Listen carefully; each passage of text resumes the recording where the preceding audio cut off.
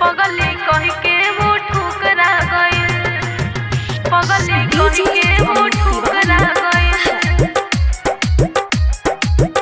प्यार में जेकरा हम सखी भइनी पागल, पगली कह के वो ठुकरा गइल।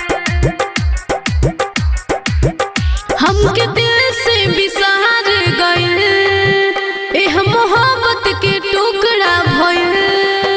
प्यार में जेकरा हम सखी भइनी पागल, पगली कह के वो ठुकरा गइल।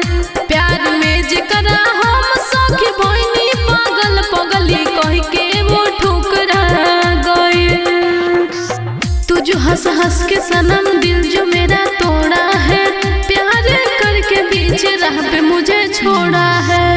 प्यार में जेकरा हम सखी भइनी पागल, पगली कह के वो ठुकरा गइल। प्यार में जेकरा हम सखी भइनी पागल, पगली कह के वो ठुकरा गइल। पगली कह के वो ठुकरा गइल, पगली कह के वो ठुकरा गइल।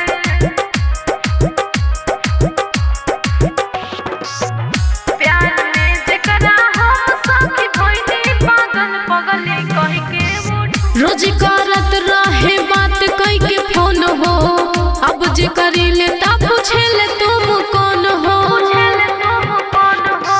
रोज करत रहे बात कई के फोन हो, अब जे करीले ता पूछेले तुम कौन हो। पूरा जिंदगी के कचरा भइल, हमके छोड़ के वो छपरा गइल। प्यार में जेकरा हम सखी भइनी पागल, पगली कह के वो ठुकरा गइल। प्यार में जेकरा हम सखी भइनी पागल, पगली कह के वो ठुकरा गइल। तुम तो धोखेबाज हो, वादा करके भूल जाते हो।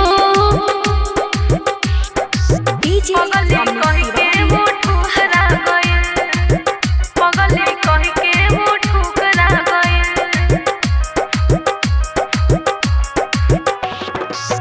प्यार में जेकरा हम सखी भइनी पागल, पगली कह के वो पहले तो देते रहे हमके रोज फूल हो, गइले जी तुझे सिमरन के भूल हो।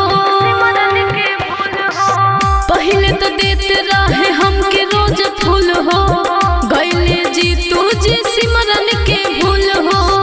चित रंग तो तड़पा गइल, प्यार को के वो भूला गइल। प्यार में जेकरा हम सखी भइनी पागल, पगली कह के वो ठुकरा गइल। प्यार में जेकरा